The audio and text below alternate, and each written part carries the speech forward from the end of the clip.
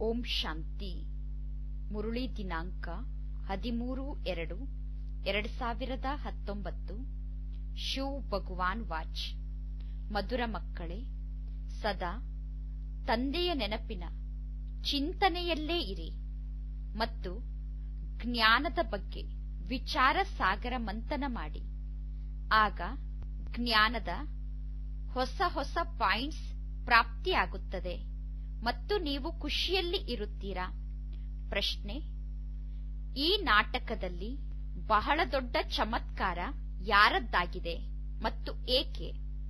ಉತ್ತರ: ಎಲ್ಲದಕ್ಕಿಂತ ದೊಡ್ಡ ಚಮತ್ಕಾರ ಶಿವತಂದೆ ಮಾಡುತ್ತಾರೆ. ಏಕೆಂದರೆ ಸೆಕೆಂಡ್ನಲ್ಲಿ ತಂದೆ ನಿಮ್ಮನ್ನು ಸ್ವರ್ಗದ ರಾಜಕುಮಾರಿಯರನ್ನಾಗಿ ಮಾಡುತ್ತಾರೆ. ಇಂತಹ ಶಿಕ್ಷಣವನ್ನು ಓದಿಸುತ್ತಾರೆ. ಆ ಶಿಕ್ಷಣದಿಂದ ನೀವು ಮನುಷ್ಯರಿಂದ ದೇವತೆ ಆಗಿಬಿಡುತ್ತೀರಾ. ಜಗತ್ತಿನಲ್ಲಿ ಇಂತಹ ಶಿಕ್ಷಣವನ್ನು ಪರಮಾತ್ಮ ತಂದೆಯನ್ನು ಬಿಟ್ಟು ಬೇರೆ ಯಾರೂ ಓದಿಸಲು ಸಾಧ್ಯ ಇಲ್ಲ. ಸೆಕೆಂಡ್ ಪಾಯಿಂಟ್: ಜ್ಞಾನದ 3ನೇ ನೇತ್ರವನ್ನು ಕೊಟ್ಟು ಪರಮಾತ್ಮ ತಂದೆ ನಮ್ಮನ್ನು ಅಂಧಕಾರದಿಂದ ಪ್ರಕಾಶದ ಕಡೆ ಕರೆದುಕೊಂಡು ಹೋಗುತ್ತಾರೆ. ಪೆಟ್ಟು ತಿನ್ನುವುದರಿಂದ ನಮ್ಮನ್ನು ಪಾರು ಮಾಡುತ್ತಾರೆ. ಇದು ಪರಮಾತ್ಮ ತಂದೆಯ ಕಾರ್ಯ ಆಗಿದೆ. ಪರಮಾತ್ಮ ತಂದೆ ಮಾಡುವಂತಹ ಅದ್ಭುತವಾದ ಚಮತ್ಕಾರವನ್ನು, ಅದ್ಭುತವಾದ ಕಾರ್ಯವನ್ನು ಬೇರೆ ಯಾರೂ ಮಾಡಲು ಸಾಧ್ಯ ಇಲ್ಲ. ಓಂ ಶಾಂತಿ. ಆತ್ಮಿಕ ತಂದೆ ಎಲ್ಲಾ ಮಕ್ಕಳಿಗೂ ತಿಳಿಸುತ್ತಿದ್ದಾರೆ ಮತ್ತು ಮಕ್ಕಳು ತಮ್ಮನ್ನು ಆತ್ಮ ಎಂದು ತಿಳಿದುಕೊಂಡು ತಂದೆಯ ಮೂಲಕ ಜ್ಞಾನವನ್ನು ಕೇಳುತ್ತಿದ್ದೀರಾ. ಹೇಗೆ ತಂದೆ ಗುಪ್ತವಾಗಿದ್ದಾರೋ ಹಾಗೆ ಜ್ಞಾನ ಕೂಡ ಗುಪ್ತವಾಗಿದೆ. ಏಕೆಂದರೆ ಆತ್ಮ ಅಂದರೆ ಏನಾಗಿದೆ, ಪರಂಪಿತ ಪರಮಾತ್ಮ ಹೇಗಿದ್ದಾರೆ ಅನ್ನುವುದು ಯಾರಿಗೂ ಗೊತ್ತಿಲ್ಲ. ನಾವು ಆತ್ಮರಾಗಿದ್ದೇವೆ ಎಂದು ಮಕ್ಕಳಾದ ನಿಮಗೆ ಪಕ್ಕಾ ನೆನಪಿರಬೇಕು. ನಾನು ಆತ್ಮ ಅನ್ನುವ ಅಭ್ಯಾಸವನ್ನು ಮಕ್ಕಳಾದ ನೀವು ಮಾಡಿಕೊಳ್ಳಬೇಕು. ತಂದೆ ಆತ್ಮರಿಗೇ ಹೇಳುತ್ತಿದ್ದಾರೆ. ನೀವೀಗ ಬುದ್ಧಿಯಿಂದ ತಿಳಿದುಕೊಂಡಿದ್ದೀರಾ. ತಂದೆ ಹೇಳುತ್ತಿರುವ ಮಾತನ್ನು ಕಾರ್ಯದಲ್ಲಿ ತರಬೇಕು. ಇನ್ನು ಉಳಿದ ಎಲ್ಲಾ ಕೆಲಸಗಳನ್ನಂತೂ ಮಾಡಲೇಬೇಕು. ಯಾರನ್ನಾದರೂ ಕರೆಯಬೇಕಾದರೆ ಅವರ ಹೆಸರಿನಿಂದ ಕರೆಯಬೇಕಾಗುತ್ತದೆ. ನಾಮರೂಪ ಇದ್ದರೆ ಮಾತ್ರ ನಾವು ಅವರನ್ನು ಗುರುತಿಸಲು ಸಾಧ್ಯ, ಏನಾದರೂ ಮಾಡಲು ಸಾಧ್ಯ. ಈಗ ನಾವು ಈ ಮಾತನ್ನು ಪಕ್ಕಾ ಮಾಡಿಕೊಳ್ಳಬೇಕು. ನಾವು ಆತ್ಮ ಆಗಿದ್ದೇವೆ. ಮಹಿಮೆ ಇರುವುದು ಕೇವಲ ಒಬ್ಬ ನಿರಾಕಾರ ತಂದೆಯದ್ದಾಗಿದೆ. ಈ ಸಾಕಾರ ಸೃಷ್ಟಿಯಲ್ಲಿ ದೇವತೆಗಳ ಮಹಿಮೆ ಇದೆ. ಆದರೆ ಆ ದೇವತೆಗಳನ್ನೂ ಕೂಡ ಮಹಿಮೆಗೆ ಯೋಗ್ಯರನ್ನಾಗಿ ತಂದೆ ಮಾಡುತ್ತಾರೆ. ಯಾರು ಮಹಿಮೆಗೆ ಯೋಗ್ಯರಾಗಿದ್ದರೋ ಈಗ ಪುನಃ ತಂದೆ ಅವರನ್ನು ಮಹಿಮೆಗೆ ಯೋಗ್ಯರನ್ನಾಗಿ ಮಾಡುತ್ತಿದ್ದಾರೆ. ಆದ್ದರಿಂದ ನಿರಾಕಾರ ತಂದೆಯ ಬಗ್ಗೆ ಮಹಿಮೆ ಇದೆ. ಈಗ ಮಕ್ಕಳ ಮನಸ್ಸಿನಲ್ಲಿ ವಿಚಾರ ನಡೆಯುತ್ತಿರುತ್ತದೆ. ತಂದೆಯ ಮಹಿಮೆ ಅಂತೂ ಬಹಳಷ್ಟು ಇದೆ ಮತ್ತು ತಂದೆ ಬಹಳ ಸೇವೆಯನ್ನು ಮಾಡುತ್ತಾರೆ. ತಂದೆ ಸಮರ್ಥ ಆಗಿದ್ದಾರೆ. ತಂದೆ ಎಲ್ಲವನ್ನೂ ಮಾಡಲು ಸಾಧ್ಯ. ತಂದೆಗೆ ಹೋಲಿಕೆ ಮಾಡಿದರೆ ಮಕ್ಕಳಾದ ನಮ್ಮ ಮಹಿಮೆ ಬಹಳ ಕಡಿಮೆ ಇದೆ. ಆದರೆ ಪರಮಾತ್ಮ ತಂದೆಯ ಮಹಿಮೆ ಬಹಳ ಇದೆ. ಮುಸಲ್ಮಾನರೂ ಕೂಡ ಹೇಳುತ್ತಾರೆ, ಅಲ್ಲಾಹ ಮುಸಲ್ಮಾನರಿಗೆ ಈ ರೀತಿ ಆಜ್ಞೆಯನ್ನು ನೀಡಿದ್ದಾರೆ ಎಂದು. ಯಾರ ಮುಂದೆ ಆಜ್ಞೆಯನ್ನು ನೀಡಿದ್ದಾರೆ? ಮಕ್ಕಳ ಮುಂದೆ ತಂದೆ ಆಜ್ಞೆಯನ್ನು ನೀಡುತ್ತಾರೆ. ಮಕ್ಕಳಾದ ನೀವು ಈ ಮಾತನ್ನು ತಿಳಿದುಕೊಂಡಿದ್ದೀರಾ. ಬೇರೆ ಯಾರಿಗೂ ಈ ಮಾತು ಗೊತ್ತಿಲ್ಲ. ನಿಮಗೆ ಈಗ ಅರ್ಥ ಆಗಿದೆ. ಪುನಃ ಈ ಜ್ಞಾನ ಪ್ರಾಯಲೋಪ ಆಗಿಬಿಡುತ್ತದೆ. ಬೌದ್ಧಿಗಳೂ ಕೂಡ ಇದೇ ರೀತಿ ಹೇಳುತ್ತಾರೆ. ಕ್ರಿಶ್ಚಿಯನ್ನರೂ ಕೂಡ ಇದೇ ರೀತಿ ಹೇಳುತ್ತಾರೆ, ಭಗವಂತ ನಮಗೆ ಆಜ್ಞೆ ನೀಡುತ್ತಾರೆ ಎಂದು. ಆದರೆ ಹೇಗೆ ಆಜ್ಞೆ ನೀಡುತ್ತಾರೆ ಅನ್ನುವುದು ಯಾರಿಗೂ ಗೊತ್ತಿಲ್ಲ. ತಂದೆ ಮಕ್ಕಳಾದ ನಿಮಗೆ ತಂದೆಯ ಬಗ್ಗೆ ಮತ್ತು ಆಸ್ತಿಯ ಬಗ್ಗೆ ಪರಿಚಯವನ್ನು ನೀಡಿದ್ದಾರೆ. ಆತ್ಮಗಳಿಗೆ ಈಗ ತಂದೆಯ ನೆನಪು ಮರೆತು ಹೋಗಲು ಸಾಧ್ಯ ಇಲ್ಲ. ಆತ್ಮ ಅವಿನಾಶಿಯಾಗಿದೆ. ಅಂದ ಮೇಲೆ ತಂದೆಯ ನೆನಪು ಕೂಡ ಅವಿನಾಶಿಯಾಗಿ ಇರುತ್ತದೆ. ತಂದೆ ಅವಿನಾಶಿಯಾಗಿದ್ದಾರೆ. ಭಕ್ತಿ ಮಾರ್ಗದಲ್ಲಿ ಪರಮಾತ್ಮ ತಂದೆಯ ಪ್ರಾರ್ಥನೆಯನ್ನು ಮಾಡುತ್ತಾರೆ. ಈಗ ನಿಮಗೆ ಗೊತ್ತಿದೆ, ಯಾರೇ ಈ ಸೃಷ್ಟಿಗೆ ಬಂದರೂ ಕೂಡ ಅವರು ಸತೋ ರಜೋ ತಮೋ ಸ್ಥಿತಿಯಲ್ಲಿ ಬರಲೇಬೇಕು. ಕ್ರೈಸ್ತ, ಬುದ್ಧ ಯಾರೆಲ್ಲ ಬರುತ್ತಾರೋ ಅವರು ಕೆಳಗೆ ಇಳಿಯಲೇಬೇಕು. ಯಾರೂ ಏರುವಂತಹ ಮಾತು ಇಲ್ಲ. ತಂದೆ ಬಂದು ಎಲ್ಲರನ್ನೂ ಏರುವ ಕಲೆಗೆ ಕರೆದುಕೊಂಡು ಹೋಗುತ್ತಾರೆ. ಸರ್ವರ ಸದ್ಗತಿದಾತ ಒಬ್ಬ ತಂದೆ ಆಗಿದ್ದಾರೆ. ಆ ತಂದೆಯನ್ನು ಬಿಟ್ಟು ಬೇರೆ ಯಾರೂ ಸದ್ಗತಿಯನ್ನು ನೀಡಲು ಸಾಧ್ಯ ಇಲ್ಲ. ಈ ಎಲ್ಲಾ ಮಾತನ್ನು ಅರ್ಥ ಮಾಡಿಕೊಳ್ಳಲು ಮಕ್ಕಳ ಬುದ್ಧಿ ಬಹಳ ತೀಕ್ಷ್ಣವಾಗಿರಬೇಕು. ಹೊಸ ಹೊಸ ಯುಕ್ತಿಗಳನ್ನು ರಚಿಸಬೇಕು, ಶ್ರಮ ಪಡಬೇಕು. ಆಗ ಜ್ಞಾನರತ್ನ ನಿಮ್ಮ ಮುಖದಿಂದ ಬರುತ್ತಿರುತ್ತದೆ. ಅದಕ್ಕೋಸ್ಕರ ತಂದೆ ಹೇಳುತ್ತಾರೆ, ವಿಚಾರ ಸಾಗರ ಮಂಥನ ಮಾಡಿ ಪಾಯಿಂಟ್ಸ್ ಅನ್ನು ಬರೆಯಬೇಕು. ನಂತರ ಓದಿ ಅದರಲ್ಲಿ ಏನು ತಪ್ಪು ಆಗಿದೆ ಅನ್ನುವುದನ್ನು ಪುನಃ ಓದಿ ನೋಡಬೇಕು. ಯಾವ ಪಾಯಿಂಟ್ಸ್ ಮಿಸ್ ಆಗಿದೆ ಎಂದು ಆ ಪಾಯಿಂಟ್ ಅನ್ನು ಮತ್ತೆ ಸೇರಿಸಬೇಕು. ಬಾಬಾರವರ ಪಾತ್ರ ಈ ಸೃಷ್ಟಿ ನಾಟಕದಲ್ಲಿ ಏನಿದೆಯೋ ಅದು ನಡೆಯುತ್ತಿರುತ್ತದೆ. ತಂದೆ ಕಲ್ಪದ ಮೊದಲು ಹೇಗೆ ಜ್ಞಾನವನ್ನು ತಿಳಿಸಿದ್ದರೋ ಈಗಲೂ ಅದೇ ರೀತಿ ಜ್ಞಾನವನ್ನು ತಿಳಿಸುತ್ತಾರೆ. ಈಗ ಮಕ್ಕಳಿಗೆ ಗೊತ್ತಿದೆ, ಯಾರೆಲ್ಲ ಧರ್ಮ ಸ್ಥಾಪನೆಯನ್ನು ಮಾಡಲು ಬರುತ್ತಾರೋ ಆ ಧರ್ಮ ಸ್ಥಾಪಕರ ಹಿಂದೆ ಆ ಧರ್ಮದ ಆತ್ಮರೂ ಕೂಡ ಕೆಳಗೆ ಇಳಿಯಲೇಬೇಕು.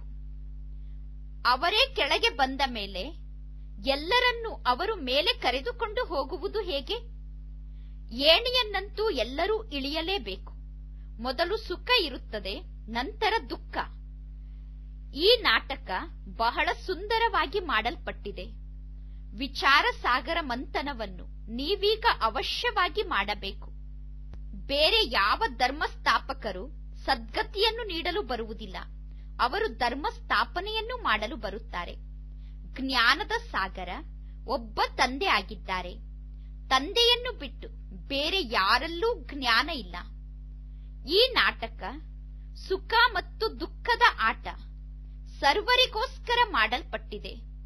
ದುಃಖಕ್ಕಿಂತ ಈ ನಾಟಕದಲ್ಲಿ ಸುಖ ಜಾಸ್ತಿ ಇದೆ.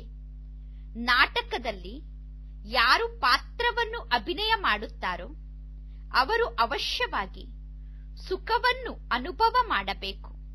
ತಂದೆ ದುಃಖದ ಜಗತ್ತನ್ನು ಸ್ಥಾಪನೆ ಮಾಡುವುದಿಲ್ಲ. ತಂದೆ ಎಲ್ಲರಿಗೂ ಸುಖವನ್ನು ಕೊಡುತ್ತಾರೆ.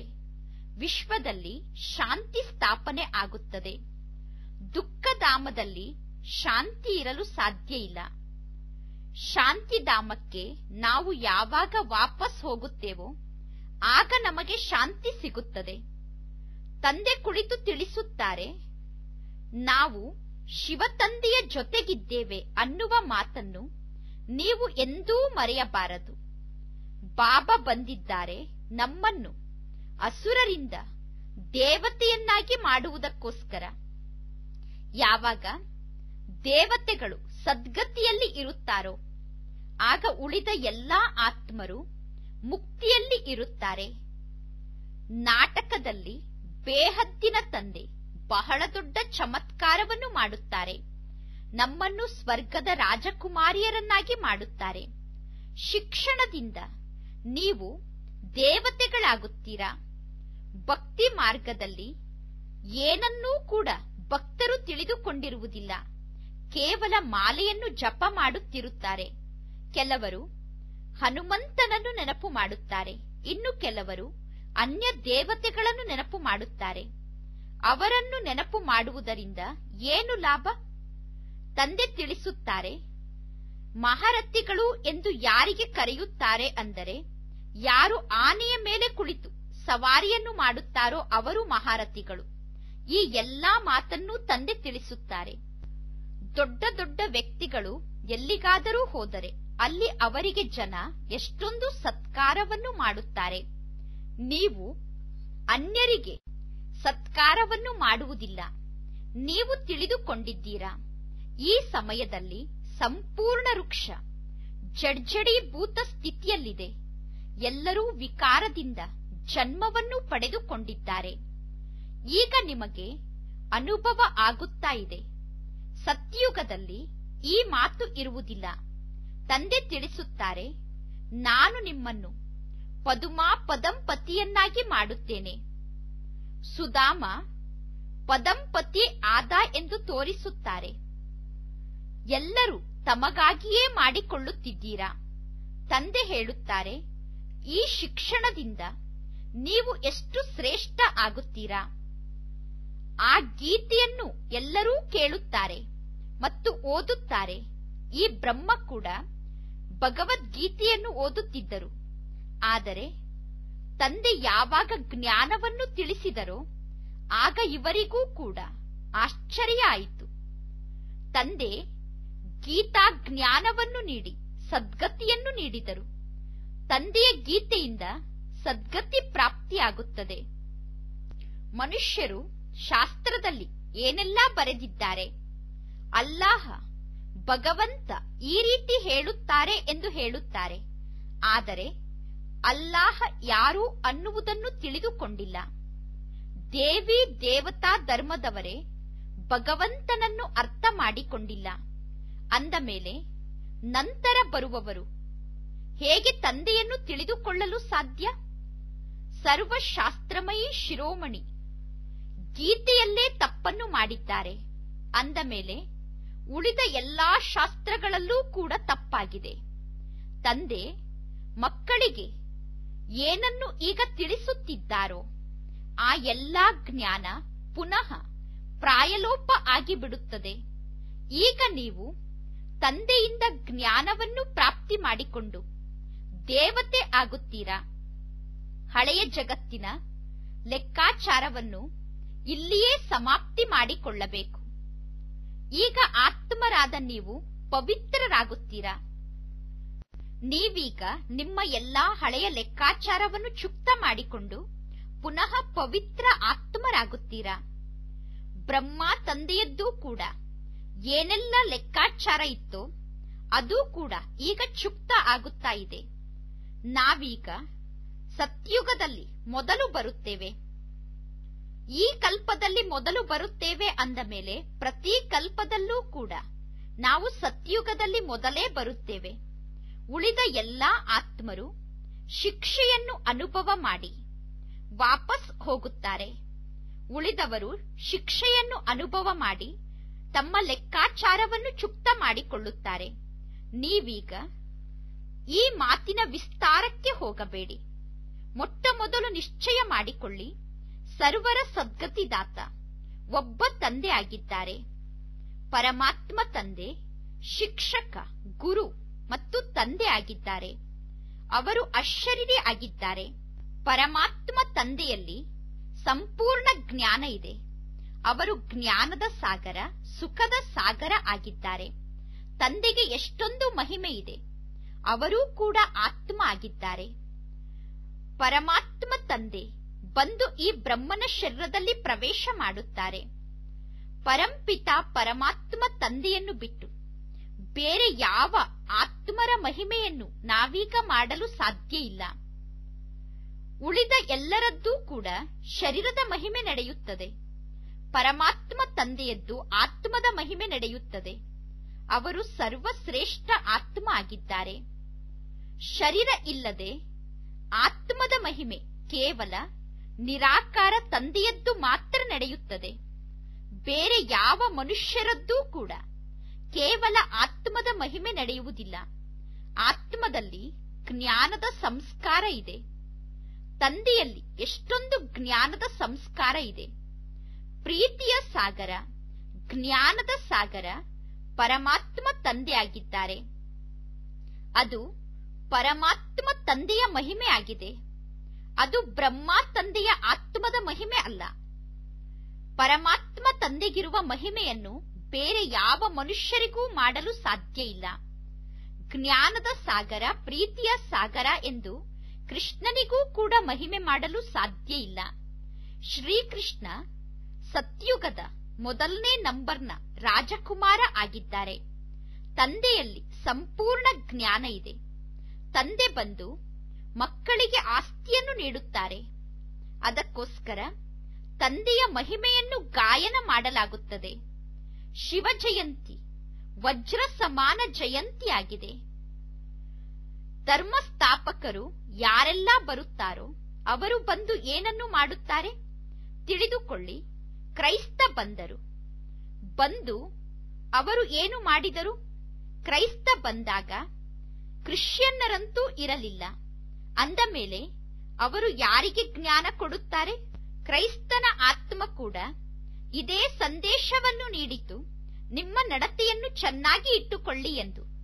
ನಿಮ್ಮ ನಡತೆಯನ್ನು ಚೆನ್ನಾಗಿ ಇಟ್ಟುಕೊಳ್ಳಿ ಎಂದು ಬಹಳಷ್ಟು ಮನುಷ್ಯರೂ ಕೂಡ ಹೇಳುತ್ತಿರುತ್ತಾರೆ. ಇನ್ನು ಸದ್ಗತಿಗೋಸ್ಕರ ಯಾವುದೇ ಮನುಷ್ಯರು ಜ್ಞಾನವನ್ನು ನೀಡಲು ಸಾಧ್ಯ ಇಲ್ಲ. ಪ್ರತಿಯೊಬ್ಬರಿಗೂ ಕೂಡ ತಮ್ಮದೇ ಆದ ಪಾತ್ರ ಸಿಕ್ಕಿದೆ. ಪ್ರತಿಯೊಂದು ಆತ್ಮ ಸತೋ ರಜೋ ತಮೋ ಸ್ಥಿತಿಯಲ್ಲಿ ಬರಲೇಬೇಕು.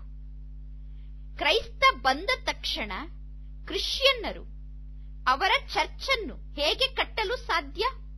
ಯಾವಾಗ ಕ್ರೈಸ್ತ ಬಂದು ಜ್ಞಾನವನ್ನು ನೀಡುತ್ತಾರೋ, ಕ್ರಿಶ್ಚಿಯನ್ನರ ಸಂಖ್ಯೆ ಜಾಸ್ತಿ ಆಗುತ್ತದೆಯೋ, ಅವರು ಕ್ರೈಸ್ತನ ಭಕ್ತಿಯನ್ನು ಮಾಡಲು ಯಾವಾಗ ಪ್ರಾರಂಭ ಮಾಡುತ್ತಾರೋ ಆಗ ಚರ್ಚನ್ನು ಕಟ್ಟುತ್ತಾರೆ.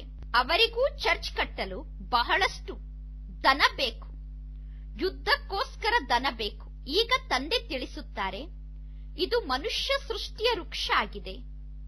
ಈ ವೃಕ್ಷ ಲಕ್ಷಾಂತರ ವರ್ಷದ್ದು ಆಗಲು ಸಾಧ್ಯ ಇಲ್ಲ. ಇದರ ಲೆಕ್ಕವನ್ನು ತಂದೆ ತಿಳಿಸುತ್ತಾರೆ. ಒಂದು ವೇಳೆ ಈ ವೃಕ್ಷ ಲಕ್ಷಾಂತರ ವರ್ಷ ಆಯಸ್ಸುಳ್ಳದ್ದು ಆಗಿದ್ದರೆ ಇದರ ಲೆಕ್ಕವನ್ನು ಹೇಳಲು ಸಾಧ್ಯ ಆಗುತ್ತಿರಲಿಲ್ಲ. ತಂದೆ ಹೇಳುತ್ತಾರೆ, ಹೇ ಮಕ್ಕಳೇ, ನೀವು ಎಷ್ಟೊಂದು ಬುದ್ಧಿಹೀನರಾಗಿ ಬಿಟ್ಟಿದ್ದೀರಾ. ಈಗ ನಾನು ನಿಮ್ಮನ್ನು ಬುದ್ಧಿವಂತರನ್ನಾಗಿ ಮಾಡುತ್ತೇನೆ. ನೀವು ರಾಜ್ಯವನ್ನು ಆಳುವುದಕ್ಕೋಸ್ಕರ ಮೊದಲೇ ತಯಾರಿಯನ್ನು ಮಾಡಿಕೊಂಡು ಬರುತ್ತೀರಾ. ನೀವು ಸತ್ಯುಗಕ್ಕೆ ಒಬ್ಬರೇ ಬರುತ್ತೀರಾ. ನಂತರ ಜನಸಂಖ್ಯೆ ವೃದ್ಧಿ ಆಗುತ್ತಾ ಹೋಗುತ್ತದೆ. ವೃಕ್ಷದ ಫೌಂಡೇಶನ್ ದೇವಿ ದೇವತೆಗಳಾಗಿದ್ದೀರಾ. ಮೊದಲು ವೃಕ್ಷದಲ್ಲಿ 3 ಟ್ಯೂಬ್ಗಳು ಹುಟ್ಟಿಕೊಳ್ಳುತ್ತದೆ, 3 ಕೊಂಬೆಗಳು ಬರುತ್ತದೆ. ನಂತರ ಸಣ್ಣ ಸಣ್ಣ ಮಠಪಂಥಗಳು ಬರುತ್ತದೆ. ಈ ರೀತಿ ವೃದ್ಧಿ ಆಗುತ್ತದೆ. ಅನ್ಯ ಧರ್ಮದವರ ಮಹಿಮೆ ಕೂಡ ಸ್ವಲ್ಪ ನಡೆಯುತ್ತದೆ. ಆದರೆ ಅನ್ಯ ಧರ್ಮದಿಂದ ಯಾವುದೇ ಲಾಭ ಇಲ್ಲ. ಎಲ್ಲರೂ ಕೆಳಗೆ ಇಳಿಯಲೇಬೇಕು. ಈಗ ನಿಮಗೆ ಸಂಪೂರ್ಣ ಜ್ಞಾನ ಪ್ರಾಪ್ತಿಯಾಗುತ್ತಾ ಇದೆ. ನೀವು ಹೇಳುತ್ತೀರಾ, ಪರಮಾತ್ಮ ತಂದೆ ಜ್ಞಾನದ ಸಾಗರ ಆಗಿದ್ದಾರೆ. ಆದರೆ ಆ ತಂದೆಯಲ್ಲಿ ಯಾವ ಜ್ಞಾನ ಇದೆ ಅನ್ನುವುದು ಯಾರಿಗೂ ಗೊತ್ತಿಲ್ಲ. ಈಗ ನಿಮಗೆ ತಂದೆಯಿಂದ ಜ್ಞಾನ ಪ್ರಾಪ್ತಿಯಾಗುತ್ತಾ ಇದೆ. ಭಾಗ್ಯಶಾಲಿ ರಥ ಅಂತೂ ಅವಶ್ಯವಾಗಿ ಬೇಕು. ಪರಮಾತ್ಮ ತಂದೆ ಸಾಧಾರಣ ತನುವಿನಲ್ಲಿ ಬರುತ್ತಾರೆ. ಬ್ರಹ್ಮನ ತನುವಿನಲ್ಲಿ ಬಂದು ಇವರನ್ನು ಭಾಗ್ಯಶಾಲಿಯನ್ನಾಗಿ ಮಾಡುತ್ತಾರೆ. ಸತ್ಯುಗದಲ್ಲಿ ಎಲ್ಲರೂ ಪದುಮಾಪದಂ ಭಾಗ್ಯಶಾಲಿಗಳಾಗಿದ್ದಾರೆ. ಈಗ ನಿಮಗೆ ಜ್ಞಾನದ 3ನೇ ನೇತ್ರ ಸಿಕ್ಕಿದೆ. ಈ ನೇತ್ರದಿಂದ ನೀವು ಲಕ್ಷ್ಮೀ ನಾರಾಯಣರ ಸಮಾನ ಆಗುತ್ತೀರಾ. ತಂದೆ ಒಂದೇ ಬಾರಿ ಬಂದು ಜ್ಞಾನವನ್ನು ನೀಡುತ್ತಾರೆ. ಭಕ್ತಿಯಲ್ಲಿ ಎಷ್ಟೊಂದು ಪೆಟ್ಟನ್ನು ತಿನ್ನುತ್ತೀರಾ. ಭಕ್ತಿ ಅಂದರೆ ಅಂಧಕಾರ ಆಗಿದೆ. ಜ್ಞಾನ ಹಗಲು, ಹಗಲಿನಲ್ಲಿ ಪೆಟ್ಟನ್ನು ತಿನ್ನುವುದಿಲ್ಲ. ತಂದೆ ಹೇಳುತ್ತಾರೆ, ಬಲೆ ನಿಮ್ಮ ಮನೆಯಲ್ಲೇ ನೀವು ಗೀತಾ ಪಾಠಶಾಲೆಯನ್ನು ತೆರೆಯಿರಿ. ಆಗ ಅಲ್ಲಿಗೆ ಬಹಳಷ್ಟು ಜನ ಬರುತ್ತಾರೆ. ಕೆಲವರು ಹೇಳುತ್ತಾರೆ, ನಾವಂತೂ ಜ್ಞಾನವನ್ನು ಪ್ರಾಪ್ತಿ ಮಾಡಿಕೊಳ್ಳಲು ಆಗುವುದಿಲ್ಲ. ಈ ಜ್ಞಾನ ಮಾರ್ಗದಂತೆ ನಡೆಯಲು ನಮಗೆ ಆಗುವುದಿಲ್ಲ. ಅನ್ಯರಿಗೋಸ್ಕರ ನಾವು ಸ್ಥಾನವನ್ನು ನೀಡುತ್ತೇವೆ ಎಂದು ಫ್ರೀಯಾಗಿ ಜಾಗ ನೀಡುತ್ತಾರೆ. ಇದು ಕೂಡ ಒಳ್ಳೆಯದೇ ಆಗಿದೆ. ಇಲ್ಲಿ ಬಹಳಷ್ಟು ಶಾಂತಿ ಇರಬೇಕು. ನಿಮ್ಮ ಕ್ಲಾಸ್ ಪರಮ ಪವಿತ್ರ ಕ್ಲಾಸ್ ಆಗಿದೆ. ಇಲ್ಲಿ ನೀವು ಕುಳಿತು ಶಾಂತಿಯಿಂದ ತಂದೆಯನ್ನು ನೆನಪು ಮಾಡಬೇಕು. ನಾವೀಗ ಶಾಂತಿಧಾಮಕ್ಕೆ ಹೋಗಬೇಕು. ಅದಕ್ಕೋಸ್ಕರ ತಂದೆಯನ್ನು ಬಹಳ ಪ್ರೀತಿಯಿಂದ ನೆನಪು ಮಾಡಬೇಕು. ಸತ್ಯುಗದಲ್ಲಿ 21 ಜನ್ಮಕ್ಕೋಸ್ಕರ ನೀವು ಸುಖ ಮತ್ತು ಶಾಂತಿ ಎರಡನ್ನೂ ಪ್ರಾಪ್ತಿ ಮಾಡಿಕೊಳ್ಳುತ್ತೀರಾ. ಬೇಹದ್ದಿನ ತಂದೆ ಬೇಹದ್ದಿನ ಆಸ್ತಿಯನ್ನು ನೀಡುತ್ತಾರೆ. ಅಂದ ಮೇಲೆ ತಂದೆಯನ್ನು ನಾವೀಗ ಅನುಕರಣೆ ಮಾಡಬೇಕು. ಯಾವ ಕಾರಣಕ್ಕೂ ಅಹಂಕಾರಕ್ಕೆ ವಶ ಆಗಬಾರದು. ಅಹಂಕಾರ ನಿಮ್ಮನ್ನು ಕೆಳಗೆ ಬೀಳಿಸುತ್ತದೆ. ನಿಮ್ಮ ಸ್ಥಿತಿ ಬಹಳಷ್ಟು ಧೈರ್ಯಶಾಲಿ ಆಗಿರಬೇಕು. ಹಠವನ್ನು ಮಾಡಬಾರದು. ದೇಹಾಭಿಮಾನಕ್ಕೆ ಹಠ ಎಂದು ಕರೆಯಲಾಗುತ್ತದೆ. ಬಹಳಷ್ಟು ಮಧುರರಾಗಬೇಕು. ದೇವತೆಗಳು ಎಷ್ಟೊಂದು ಮಧುರರಾಗಿದ್ದಾರೆ. ದೇವತೆಗಳನ್ನು ನೋಡಿದಾಗ ಎಷ್ಟೊಂದು ಆಕರ್ಷಣೆ ಆಗುತ್ತದೆ. ತಂದೆ ನಿಮ್ಮನ್ನೂ ಕೂಡ ಈ ರೀತಿ ದೇವತೆಯನ್ನಾಗಿ ಮಾಡುತ್ತಾರೆ. ಅಂದ ಮೇಲೆ ಇಂತಹ ತಂದೆಯನ್ನು ನೀವು ಎಷ್ಟೊಂದು ನೆನಪು ಮಾಡಬೇಕು. ಮಕ್ಕಳು ಪ್ರತಿಯೊಂದು ಮಾತನ್ನು ಸ್ಮರಣೆ ಮಾಡಿ ಹರ್ಷಿತರಾಗಬೇಕು. ಜ್ಞಾನದ ಒಂದೊಂದು ಮಾತನ್ನೂ ಕೂಡ ನೆನಪು ಮಾಡಿಕೊಂಡು ಖುಷಿಯಲ್ಲಿ ಇರಬೇಕು. ಈಗ ಈ ಬ್ರಹ್ಮ ತಂದೆಗೆ ನಿಶ್ಚಯ ಇದೆ, ನಾನು ಈ ಶರೀರವನ್ನು ಬಿಟ್ಟು ಹೋಗಿ ಸತ್ಯುಗದಲ್ಲಿ ಲಕ್ಷ್ಮಿ ಅಥವಾ ನಾರಾಯಣ ಆಗುತ್ತೇನೆ ಎಂದು. ಗುರಿ ಉದ್ದೇಶದ ಚಿತ್ರ ಸಮ್ಮುಖದಲ್ಲಿಟ್ಟುಕೊಂಡು ಮೊದಲು ಗುರಿ ಉದ್ದೇಶದ ಚಿತ್ರವನ್ನು ನೋಡಬೇಕು. ಇಲ್ಲಿ ನಮಗೆ ಯಾವುದೇ ದೇಹದಾರಿ ಶಿಕ್ಷಕರು ಓದಿಸುತ್ತಿಲ್ಲ. ಜಗತ್ತಿನಲ್ಲಿ ದೇಹದಾರಿ ಶಿಕ್ಷಕರು ಓದಿಸುತ್ತಾರೆ. ಇಲ್ಲಿ ನಿರಾಕಾರ ತಂದೆ ನಮಗೆ ಓದಿಸುತ್ತಿದ್ದಾರೆ. ನಿರಾಕಾರ ತಂದೆ ಆತ್ಮರಿಗೆ ಓದಿಸುತ್ತಾರೆ. ಈ ಜ್ಞಾನದ ಚಿಂತನೆಯನ್ನು ಮಾಡುವುದರಿಂದ ನಿಮಗೆ ಬಹಳಷ್ಟು ಖುಷಿಯ ಅನುಭವ ಆಗುತ್ತದೆ. ಈ ಬ್ರಹ್ಮ ತಂದೆಗೆ ಬಹಳಷ್ಟು ನಶೆ ಇದೆ. ನಾನೇ ಈಗ ಬ್ರಹ್ಮನಿಂದ ಪುನಃ ವಿಷ್ಣು ಆಗುತ್ತೇನೆ, ವಿಷ್ಣುವಿನಿಂದ ಪುನಃ ಬ್ರಹ್ಮ ಹೇಗೆ ಆಗುತ್ತೇನೆ ಅನ್ನುವ ಮಾತಿನ ನಶೆಯಲ್ಲಿ ಬ್ರಹ್ಮ ತಂದೆ ಇರುತ್ತಾರೆ. ಇದು ಅದ್ಭುತವಾದ ಮಾತಾಗಿದೆ. ನೀವೀಗ ಈ ಜ್ಞಾನವನ್ನು ಕೇಳಿ ಧಾರಣೆ ಮಾಡಿಕೊಂಡು ಅನ್ಯರಿಗೆ ಜ್ಞಾನವನ್ನು ತಿಳಿಸುತ್ತೀರಾ. ತಂದೆ ನಿಮ್ಮನ್ನು ವಿಶ್ವದ ಮಾಲೀಕರನ್ನಾಗಿ ಮಾಡುತ್ತಾರೆ. ಈಗ ನೀವು ತಂದೆಯ ಮೂಲಕ ಈ ಜ್ಞಾನದ ಮಾತನ್ನು ತಿಳಿದುಕೊಳ್ಳುತ್ತಿದ್ದೀರಾ. ಇನ್ನು ನಿಮಗೆ ಈ ಮಾತು ಕೂಡ ಅರ್ಥ ಆಗುತ್ತದೆ, ಯಾರ್ಯಾರು ರಾಜ್ಯಕ್ಕೆ ಯೋಗ್ಯರಾಗುತ್ತಾರೆ ಎಂದು. ತಂದೆಯ ಕರ್ತವ್ಯ ಆಗಿದೆ ಮಕ್ಕಳನ್ನು ಮೇಲೆ ಎತ್ತುವುದು. ತಂದೆ ಎಲ್ಲರನ್ನೂ ವಿಶ್ವದ ಮಾಲೀಕರನ್ನಾಗಿ ಮಾಡುತ್ತಾರೆ. ತಂದೆ ಹೇಳುತ್ತಾರೆ, ನಾನಂತೂ ವಿಶ್ವಕ್ಕೆ ಮಾಲೀಕ ಆಗುವುದಿಲ್ಲ. ತಂದೆ ಈ ಬ್ರಹ್ಮನ ಮುಖದ ಮೂಲಕ ಕುಳಿತು ಜ್ಞಾನವನ್ನು ತಿಳಿಸುತ್ತಾರೆ.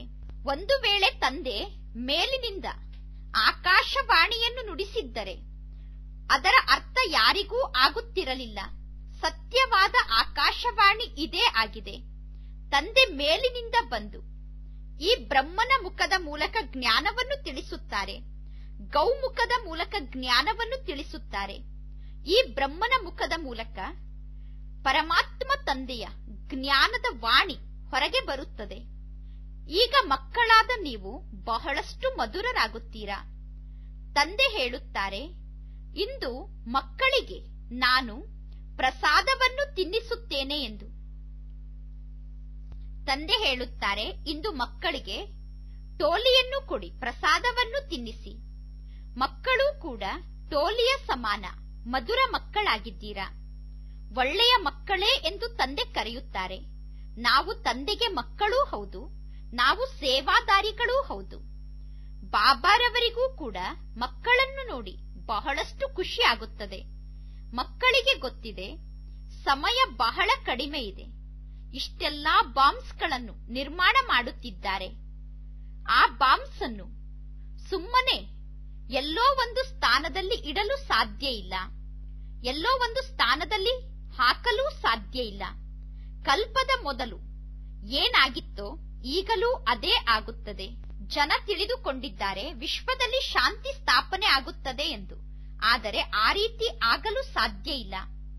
ನೀವು ವಿಶ್ವದಲ್ಲಿ ಶಾಂತಿಯನ್ನು ಸ್ಥಾಪನೆ ಮಾಡುತ್ತೀರಾ, ನಿಮಗೆ ವಿಶ್ವದ ರಾಜ್ಯಭಾಗ್ಯದ ಬಹುಮಾನ ಸಿಗುತ್ತದೆ. ನಿಮಗೆ ಬಹುಮಾನವನ್ನು ನೀಡುವಂತವರು ತಂದೆ ಆಗಿದ್ದಾರೆ. ಯೋಗ ಬಲದಿಂದ ನೀವು ವಿಶ್ವದ ರಾಜ್ಯಭಾಗ್ಯವನ್ನು ಪಡೆದುಕೊಳ್ಳುತ್ತೀರಾ. ಶಾರೀರಿಕ ಶಕ್ತಿಯಿಂದ ವಿಶ್ವದ ವಿನಾಶ ಆಗುತ್ತದೆ. ಶಾಂತಿಯಿಂದ ನೀವು ವಿಜಯವನ್ನು ಪ್ರಾಪ್ತಿ ಮಾಡಿಕೊಳ್ಳುತ್ತೀರಾ. ಒಳ್ಳೆಯದು.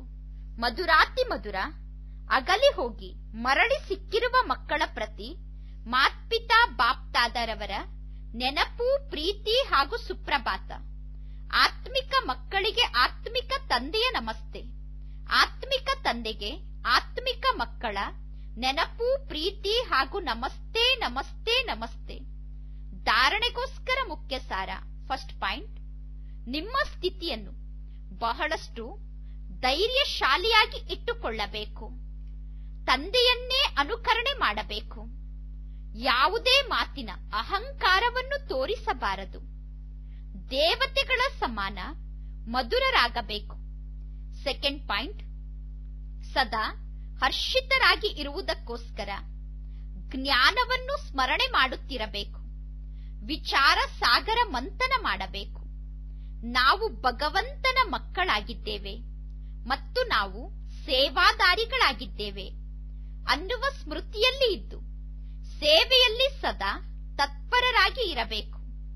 ವರದಾನ: ಪ್ರತಿಯೊಂದು ಗಳಿಗೆಯನ್ನು ಅಂತಿಮ ಗಳಿಗೆ ಎಂದು ತಿಳಿದುಕೊಂಡು ಸದಾ ಆತ್ಮಿಕ ಖುಷಿಯಲ್ಲಿ ಇರುವಂತಹ ವಿಶೇಷ ಆತ್ಮ ಆಗಿ. ಸಂಗಮ ಯುಗ ಆತ್ಮಿಕ ಖುಷಿಯಲ್ಲಿ ಇರುವಂತಹ ಯುಗ ಆಗಿದೆ. ಅದಕ್ಕೋಸ್ಕರ ಪ್ರತಿ ಕ್ಷಣ ಆತ್ಮಿಕ ಖುಷಿಯ ಅನುಭವವನ್ನು ಮಾಡುತ್ತಾ ಇರಿ. ಎಂದು ಯಾವುದೇ ಪರಿಸ್ಥಿತಿ ಅಥವಾ ಯಾವುದೇ ಪರೀಕ್ಷೆಯನ್ನು ನೋಡಿ ಗೊಂದಲದಲ್ಲಿ ಬರಬೇಡಿ. ಏಕೆಂದರೆ ಈ ಸಮಯ ಅಕಾಲ ಮೃತ್ಯುವಿನ ಸಮಯ ಆಗಿದೆ. ನಾವು ಸ್ವಲ್ಪ ಸಮಯಕ್ಕೋಸ್ಕರ ಗೊಂದಲದಲ್ಲಿ ಬಂದರೂ ಕೂಡ ಅದೇ ನಮ್ಮ ಅಂತಿಮ ಕ್ಷಣ ಆಗಿಬಿಟ್ಟರೆ ಅಂತಮತಿ ಸೋಗತಿ ಆಗುತ್ತದೆ. ಅದಕ್ಕೋಸ್ಕರ ಪ್ರತಿ ಕ್ಷಣ ಖುಷಿಯಲ್ಲೇ ಇರಬೇಕು. ಆದ್ದರಿಂದ ಎವ್ವರೆಡಿ ಆಗಿರಬೇಕು ಅನ್ನುವ ಪಾಠವನ್ನು ತಂದೆ ಪಕ್ಕಾ ಮಾಡಿಸಿದ್ದಾರೆ. ಒಂದು ಸೆಕೆಂಡ್ ಕೂಡ ನಮಗೆ ಮೋಸವನ್ನು ಮಾಡುವಂತದ್ದಾಗಿದೆ. ಸೆಕೆಂಡ್ನಲ್ಲಿ ನಾವು ಮೋಸ ಹೋಗಿ ಬಿಡಬಹುದು. ಅದಕ್ಕೋಸ್ಕರ ಸ್ವಯಂ ಅನ್ನು ವಿಶೇಷ ಆತ್ಮ ಎಂದು ತಿಳಿದುಕೊಂಡು ಪ್ರತಿಯೊಂದು ಸಂಕಲ್ಪವನ್ನು ರಚನೆ ಮಾಡಿ, ಪ್ರತಿಯೊಂದು ಮಾತನ್ನು ಆಡಿ. ವಿಶೇಷ ಆತ್ಮ ಎಂದು ತಿಳಿದುಕೊಂಡು ಪ್ರತಿಯೊಂದು ಕರ್ಮವನ್ನು ಮಾಡಿ. ಆಗ ಸದಾ ಆತ್ಮಿಕ ಖುಷಿಯಲ್ಲಿ ಇರುತ್ತೀರಾ. ಶ್ಲೋಗನ್: ಅಚಲರಾಗಲು ವ್ಯರ್ಥ ಮತ್ತು ಅಶುಭವನ್ನು ಸಮಾಪ್ತಿ ಮಾಡಿಕೊಳ್ಳಿ. ಒಳ್ಳೆಯದು. ಓಂ ಶಾಂತಿ.